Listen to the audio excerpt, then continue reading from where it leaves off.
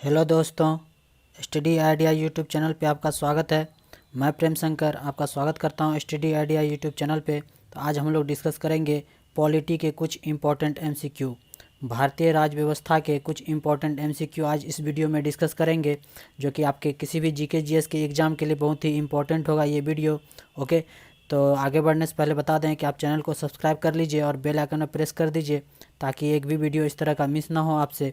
Okay, तो discuss करेंगे कुछ इंपॉर्टेंट एमसीक्यू जो कि बार बार एग्जाम में पूछे जाते हैं और ये प्रीवियस ईयर सारे क्वेश्चन हैं, या तो पूछे गए हैं या पूछे जाएंगे। ओके, तो चलिए डिस्कस करते हैं कुछ इंपॉर्टेंट एमसीक्यू। पहला क्वेश्चन है, under which article does the Supreme Court exercise jurisdiction to hear disputes between the centre and the states. केंद्र और राज्यों के बीच में जो है विवादों को सुनने के लिए सर्वोच्च न्यायालय ने किस अनुच्छेद के तहत अधिकार क्षेत्र का उपयोग किया है या करता है। किस आर्टिकल के तहत सर्वोच्च न्यायालय को ये शक्ति प्रदान है कि वह राज्य और केंद्र के बीच में जो है विवाद को सुनने के लिए वो बाध्य है। तो यह आर्टिकल 131 के तहत ये अधिकार प्राप्त है किसको, सर्वोच्च न्यायालय को, सुप्रीम कोर्ट को। ध्यान रखना आपको, इंपॉर्टेंट क्वेश्चन है आर्टिकल 131। अदर ऑप्शन देख लेते हैं। आर्टिकल 32 किससे संबंधित है। आर्टिकल 32 जो है वो राइट टू कॉन्स्टिट्यूशनल रेमेडी से संबंधित है। संवैधानिक उपचारों का अधिकार, संवैधानिक उपचारों का अधिकार से संबंधित है आर्टिकल 32। आर्टिकल 32 और B.R. अम्बेडकर के द्वारा कहा गया है आर्टिकल 32 के बारे में, ये जो है संविधान का हृदय और आत्मा कहा जाता है। किसके द्वारा कहा गया है, डॉक्टर B.R. अम्बेडकर के द्वारा। ओके, आर्टिकल 32 के तहत आप जो हैं फंडामेंटल राइट के बचाने के लिए आप डायरेक्ट सुप्रीम कोर्ट जा सकते हैं। ओके, आर्टिकल 32 के अंतर्गत ध्यान रखना। और आर्टिकल जो है 226 के अंतर्गत आप हाई कोर्ट जा सकते हैं यदि आपका फंडामेंटल राइट का हनन हुआ है, आपका छीना गया फंडामेंटल राइट, उसके थ्रू आप डायरेक्ट हाई कोर्ट जा सकते हैं केस करने के लिए आर्टिकल 226 के तहत, और सुप्रीम कोर्ट जा सकते हैं आर्टिकल 32 के तहत। ध्यान रखना है आपको। नेक्स्ट आर्टिकल 17 किससे संबंधित है। आर्टिकल 17 जो है ये अबोलिशन ऑफ अनटचेबिलिटी से संबंधित है। किससे संबंधित है, अस्पृश्यता का उन्मूलन से संबंधित है। भेदभाव, छुआछात इसके संबंधित है। अनटचेबिलिटी, एबोलिशन ऑफ अनटचेबिलिटी से संबंधित है आर्टिकल 17। ये बात ध्यान रखना आपको, इम्पोर्टेंट है। चलिए नेक्स्ट क्वेश्चन पे चलते हैं। नेक्स्ट है, what kind of majority is required for constitutional amendment on the 5th scheduled mentioned under the constitution. संविधान के तहत उल्लिखित 5वीं अनुसूची पर जो है संविधान संशोधन के तहत किस तरह का बहुमत की आवश्यकता पड़ता है। किस तरह का बहुमत का आवश्यकता पड़ता है संविधान के 5वीं अनुसूची को संशोधित करने के लिए। तो ये पड़ता है सिंपल मेजॉरिटी ऑफ पार्लियामेंट, साधारण संसद का जो है साधारण बहुमत के द्वारा जो है इस संशोधन को पास किया जा सकता है, पास किया जाता है। ओके, ध्यान रखना है आपको। और आर्टिकल जो है 5th शेड्यूल में क्या लिखा गया है, 5वीं अनुसूची में किससे संबंधित है। ये अनुसूचित क्षेत्र और जनजातियों से संबंधित है और उसके प्रशासन और नियंत्रण को कंट्रोल में रखने के लिए उसके प्रावधान के लिए है ये। ओके, अनुसूचित क्षेत्र और जनजाति के प्रशासन और नियंत्रण से संबंधित है 5th शेड्यूल। ध्यान रखना आपको, 5वीं अनुसूची। ओके, चलिए नेक्स्ट क्वेश्चन पे चलते हैं। नेक्स्ट है, which of the following is not one of the main tools of direct democracy. निम्नलिखित में से कौन प्रत्यक्ष लोकतंत्र के मुख्य उपकरणों में से एक नहीं है। दिए गए ऑप्शन में से बताना आपको कौन सा ऐसा टूल है, ऐसा उपकरण है जो प्रत्यक्ष लोकतंत्र का जो है हिस्सा नहीं है। तो वो हो जाएगा रिप्रेजेंटेटिव डेमोक्रेसी। प्रतिनिधिक लोकतंत्र जो है एक डायरेक्ट डेमोक्रेसी का मेन उपकरण नहीं है, मुख्य उपकरण नहीं है। ध्यान रखना आपको, इंपॉर्टेंट क्वेश्चन है, बहुत बार एग्जाम में पूछा गया है। नेक्स्ट चलते हैं।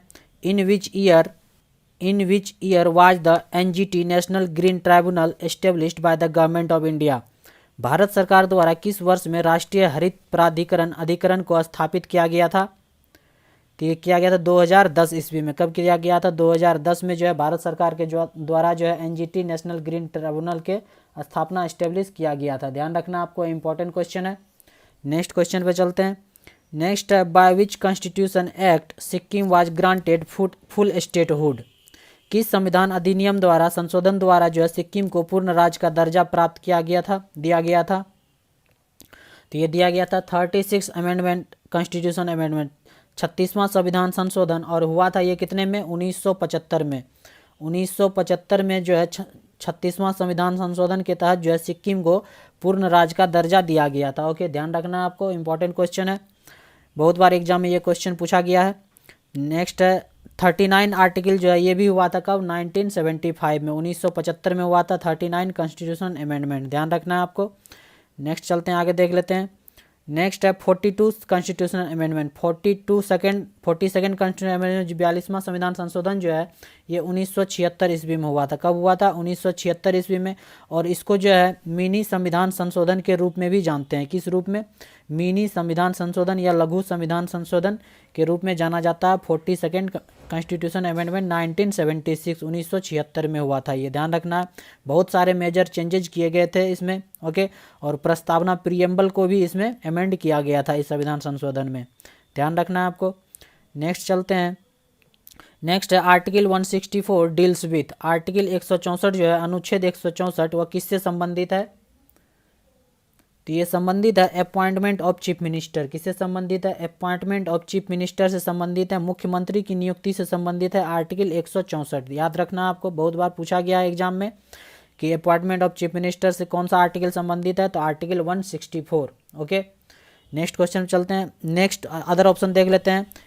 Appointment of advocate general, advocate general का अपॉइंटमेंट जो होता है, appointment of advocate general of state, appointment of advocate general of state का जो अपॉइंटमेंट होता है वो आर्टिकल 165 के तहत होता है। कितने होता है, आर्टिकल 165, ध्यान रखना आपको, आर्टिकल 165 के तहत। इंपॉर्टेंट क्वेश्चन है। चलिए नेक्स्ट क्वेश्चन पे चलते हैं। नेक्स्ट है the constitution of India does not confer which of the following rights, Bharat का संविधान जो है निम्नलिखित में से किस अधिकार को नहीं मानता है, तो भारत का संविधान जो है वह कौन से अधिकार को नहीं मानता, तो ये है ऑप्शन नंबर डी सही हो जाएगा, राइट टू इक्वल एकोमोडेशन, समान आवास का अधिकार जो है ये भारत का संविधान नहीं मानता है, ये बात आपको ध्यान रखना है। बाकी जो अदर देख लेते हैं ऑप्शन, राइट टू इक्वलिटी को मानता है। राइट टू इक्वलिटी जो है ये आर्टिकल नंबर 14 से लेकर आर्टिकल नंबर 18 के अंतर्गत आता है, समानता का अधिकार, ध्यान रखना है आपको। और स्वतंत्रता का अधिकार जो है आर्टिकल नंबर 19 से लेकर 22 के तहत आता है, स्वतंत्रता का अधिकार। ओके, और राइट टू रिलीजियस फ्रीडम, धार्मिक स्वतंत्रता का अधिकार जो है ये आर्टिकल 25 से 28 के अंतर्गत आता है, ये बात ध्यान रखना है। ये तीनों जो है संविधान में वर्णित है। और ये राइट टू इक्वल एकोमोडेशन, ये जो समान आवास का अधिकार, ये हमारे संविधान में नहीं है इस। ओके, ध्यान रखना है आपको। नेक्स्ट चलते हैं नेक्स्ट क्वेश्चन पे। To whom does the speaker of Lok Sabha submit his resignation, Lok Sabha अध्यक्ष किसके पास अपना इस्तीफा सौंपता है, लोकसभा का अध्यक्ष जो है वह किसे अपना इस्तीफा सौंपता है, तो ये सौंपता है deputy speaker of Lok Sabha, Lok Sabha के उपाध्यक्ष को अपना इस्तीफा सौंपता है लोकसभा का अध्यक्ष, ध्यान रखना आपको। और राष्ट्रपति जो है ये उपराष्ट्रपति को अपना रिजिग्नेशन जो है इस्तीफा सौंपता है, किसको, उपराष्ट्रपति को, उपराष्ट्रपति को, और उपराष्ट्रपति सौंपता है राष्ट्रपति को, ये बात ध्यान रखना आपको, इंपॉर्टेंट है। ओके, और स्पीकर जो लोकसभा का स्पीकर है यही डिसाइड करता है आर्टिकल 110 के तहत कि कौन सा बिल जो है वो मनी बिल होगा या नहीं होगा, ये डिसाइड करता है कौन, स्पीकर डिसाइड करता है। बहुत बार क्वेश्चन पूछा गया ये। और मनी बिल जो है आर्टिकल 110 में वर्णित है, लिखा गया है आर्टिकल 110 में मनी बिल, और ये डिसाइड करता है कौन, स्पीकर डिसाइड करता है कि ये बिल मनी बिल है या नहीं है, ध्यान रखना आपको। नेक्स्ट क्वेश्चन पे चलते हैं। नेक्स्ट है the electoral college for the election of vice president consist of, vice president का इलेक्शन में जो है कौन कौन से सदस्य भाग लेते हैं, कौन कौन इसमें चुनाव अपना वोट डाल सकते हैं, मत डाल सकते हैं वाइस प्रेसिडेंट के इलेक्शन में, ये क्वेश्चन पूछा जा रहा है। तो ऑप्शन आपके सामने आप देख सकते हैं, संसद के दोनों सदस्यों के निर्वाचित सदस्य, राज्य विधानमंडल के निर्वाचित सदस्य, और ऑप्शन बी है संसद के दोनों सदनों के सदस्य, विधानमंडल के दोनों सदनों के सदस्य, केवल राज्यसभा के निर्वाचित सदस्य, या संसद के निर्वाचित और मनोनीत दोनों सदस्य। कौन सा ऑप्शन सही होगा ये बताना है आपको। उपराष्ट्रपति के चुनाव में कौन अपना मत डाल सकता है, तो यह हो जाएगा ऑप्शन नंबर कौन सा सही, डी सही हो जाएगा, ऑप्शन नंबर डी सही हो जाएगा। Both elected and nominated member of parliament, संसद के निर्वाचित और मनोनीत दोनों सदस्य उपराष्ट्रपति के चुनाव में भाग लेते हैं। इंपॉर्टेंट क्वेश्चन है, बहुत बार एग्जाम में पूछा गया है, याद कर लेना है आपको। ओके, चलिए नेक्स्ट क्वेश्चन पे चलते हैं। नेक्स्ट क्वेश्चन है the procedure of impeachment of the president is mentioned in which article of the constitution, राष्ट्रपति के महाभियोग की प्रक्रिया का उल्लेख संविधान के किस अनुच्छेद में किया गया है, तो ये किया गया आर्टिकल 61 अनुच्छेद 61 में किया गया राष्ट्रपति के महाभियोग का प्रक्रिया है। ओके, इम्पीचमेंट प्रोसेस जो है आर्टिकल 61 में लिखा गया है, ध्यान रखना आपको, इंपॉर्टेंट क्वेश्चन है। और अदर ऑप्शन देख लेते हैं। आर्टिकल 66 जो है, आर्टिकल 66 ये उपराष्ट्रपति के चुनाव से संबंधित है। किसके चुनाव से? उपराष्ट्रपति के चुनाव से संबंधित है आर्टिकल 66, याद रखना आपको 66। और आर्टिकल 72 किससे संबंधित है? आर्टिकल 72 जो है ये संबंधित है, प्रेसिडेंट को पावर मिला है आर्टिकल 72 के तहत कि किसी का भी सज़ा को वो, किसी भी कैदी के सज़ा को, किसी भी मुजरिम के सज़ा को वो माफ़ कर सकता है। ओके, माफ़ कर सकता है, या सज़ा को कम कर सकता है, या सज़ा का मापदंड जो है उसको बदल सकता है। तो आर्टिकल 72 के अनुसार जो है प्रेसिडेंट को ये पावर मिला है, किसी की सज़ा को माफ़ कर सकता है, कम कर सकता है या बदल सकता है। ओके, ध्यान रखना आपको। उम्मीद करते हैं इतना इन्फॉर्मेशन आपके लिए होगा, हेल्पफुल साबित होगा। चलिए नेक्स्ट क्वेश्चन पे चलते हैं। नेक्स्ट है, in the first cabinet of independent India doctor Rajendra Prasad was made the minister of which department. स्वतंत्र भारत की पहली बैठक में जो है डॉक्टर राजेंद्र प्रसाद को किस विभाग का मंत्री बनाया गया था? तो ये बनाया गया था फूड एंड एग्रीकल्चर विभाग का मंत्री बनाया गया था डॉक्टर राजेंद्र प्रसाद को। याद रखना आपको, ये भी क्वेश्चन बहुत बार रिपीट किया गया है। फूड एंड एग्रीकल्चर विभाग का जो है मिनिस्टर बनाया गया था राजेंद्र प्रसाद को, ध्यान रखना आपको। और श्रम मंत्रालय किसको दिया गया था? श्रम मंत्रालय जो है ये जगजीवन राम को दिया गया था। किसको दिया गया था? जगजीवन राम, याद रखना आपको, जगजीवन राम को दिया गया था श्रम मंत्रालय। और कम्युनिकेशन मंत्रालय किसको दिया गया था? ये दिया गया था रफ़ी अहमद को। किसको दिया गया था? रफ़ी अहमद को दिया गया था कम्युनिकेशन मिनिस्ट्री, याद रखना आपको, संचार मंत्रालय। याद रखना आपको। इंडस्ट्रीज एंड सप्लाई उद्योग और आपूर्ति मंत्री किसको दिया गया था? ये दिया गया था श्यामा प्रसाद मुखर्जी को। किसको दिया गया था? श्यामा प्रसाद मुखर्जी को दिया गया था इंडस्ट्रीज एंड उद्योग और आपूर्ति मंत्रालय, याद रखना आपको। और एजुकेशन मिनिस्ट्री जो है, एजुकेशन मिनिस्टर किसको बनाया गया था? वो बनाया गया था मौलाना अबुल कलाम आज़ाद को। किसको बनाया गया था? मौलाना अबुल कलाम आज़ाद को बनाया गया था एजुकेशन मिनिस्टर, याद रखना है। चलिए नेक्स्ट क्वेश्चन पे चलते हैं।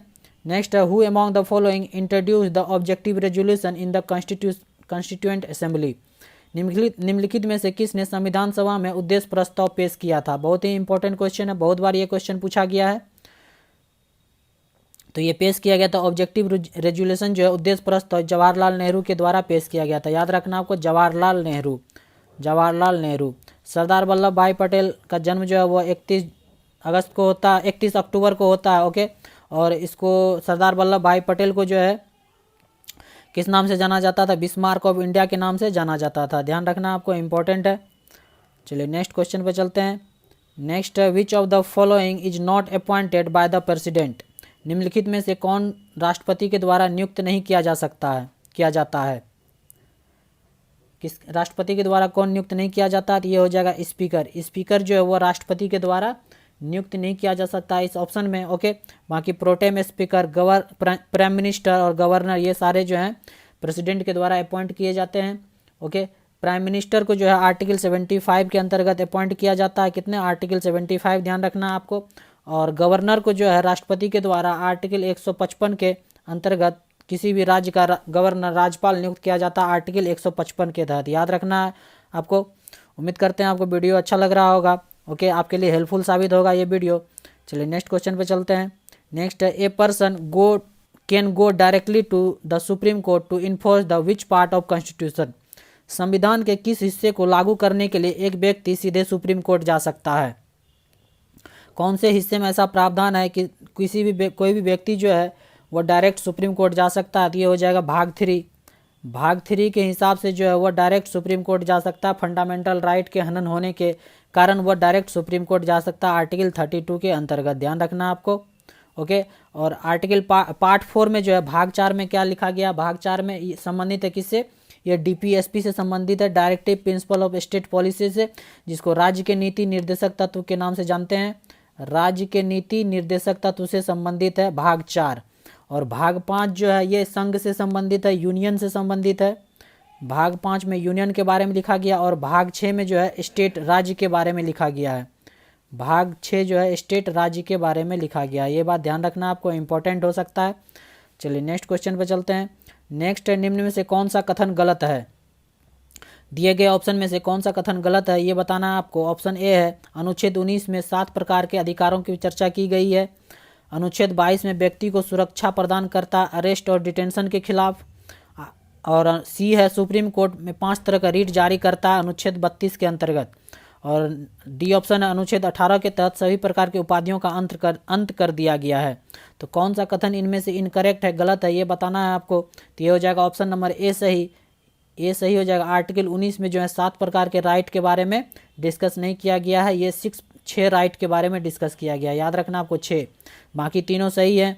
अनुच्छेद 22 जो है व्यक्ति को सुरक्षा प्रदान करता अरेस्ट और डिटेंशन के खिलाफ, ये बिल्कुल सही है। और आर्टिकल 32 के हिसाब जो है सुप्रीम कोर्ट वो 5 तरह का रीट जारी कर सकता है। और अनुच्छेद 18 के तहत जो है सभी तरह के उपाधियों का अंत कर दिया गया है। इंपॉर्टेंट क्वेश्चन है। चलिए नेक्स्ट क्वेश्चन पर चलते हैं। नेक्स्ट है, which of the following is not included in the directive principle of state policy? निम्नलिखित में से कौन राज्य के नीति निर्देशक सिद्धांतों में शामिल नहीं है? कौन सा जो है ऑप्शन है इसमें से नीति निर्देशक सिद्धांत में शामिल नहीं है? तो ये हो जाएगा ऑप्शन नंबर सी सही हो जाएगा। Freedom of manage religious affairs, धार्मिक मामलों का प्रबंधन करने की स्वतंत्रता जो है ये राज्य के नीति निर्देशक तत्व के अंतर्गत नहीं आता है। ये किसके अंतर्गत आता है? फंडामेंटल राइट के अंतर्गत आता है, मूल अधिकार के अंतर्गत आता है। बाकी तीनों जो है ये राज्य के नीति निर्देशक तत्व directive principle of state policy के अंतर्गत आता है। पर्यावरण की रक्षा और सुधार करने के लिए वन और वन्य जीवों की सुरक्षा, न्यायपालिका से कार्यपालिका को अलग करना, ये भी आता है डीपीएसपी में। और बच्चों का स्वास्थ्य विकास के लिए अवसरों को सुरक्षित करने के लिए, ये भी जो है राज्य के नीति निर्देशक तत्व में आता है। इंपॉर्टेंट क्वेश्चन है। चलिए नेक्स्ट क्वेश्चन पे चलते हैं। Next, the joint session of the 2 house of parliament is called by which of the following? संसद के दोनों सदनों का संयुक्त अधिवेशन निम्न में से किसके द्वारा कहा जाता है? किसके द्वारा बुलाया जाता है संसद के दोनों सदनों का ज्वाइंट सेशन जो है संयुक्त अधिवेशन? तो ये बुलाया जाता है प्रेसिडेंट के द्वारा। याद रखना आपको, प्रेसिडेंट के द्वारा बुलाया जाता है दोनों सदनों का संयुक्त अधिवेशन। इंपॉर्टेंट क्वेश्चन है, बहुत बार पूछा गया है एग्जाम में। चलिए नेक्स्ट क्वेश्चन पे चलते हैं। नेक्स्ट है, constitutional amendment is needed to create new state, what type of majority is required for this type of modification? नया राज्य बनाने के लिए संवैधानिक संशोधन की आवश्यकता है। ठीक, इस प्रकार के संशोधन के लिए किस प्रकार के बहुमत की आवश्यकता होती है?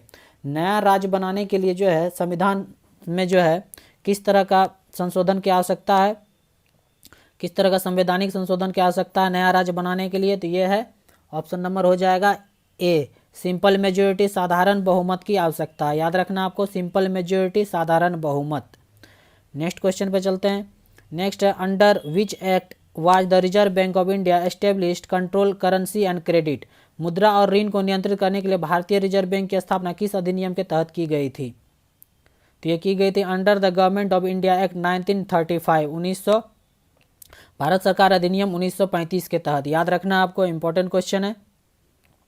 नेक्स्ट क्वेश्चन पे चलते हैं। Next, which of the following topics is in the concurrent list? निम्नलिखित में से कौन सा विषय जो है समवर्ती सूची में है?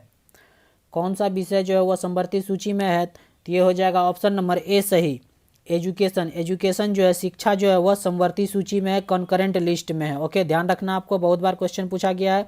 और अदर ऑप्शन देख लेते हैं। पुलिस जो है ये किस में है? ये राज्य सूची में है। पुलिस जो है वो राज्य सूची में है, ध्यान रखना आपको। और रेलवे जो है ये यूनियन लिस्ट में है। किस में है? यूनियन लिस्ट में, संघ सूची में है। और पब्लिक ऑर्डर भी जो है ये राज्य सूची में है। किस में है? राज्य सूची में। याद रखना आपको, पब्लिक ऑर्डर भी जो है ये राज्य सूची में है। तो ये था आज के पॉलिटी के एमसीक्यू, इंपॉर्टेंट एमसीक्यू का डिस्कशन। उम्मीद करते हैं ये वीडियो आपको हेल्पफुल साबित हो एग्जाम में।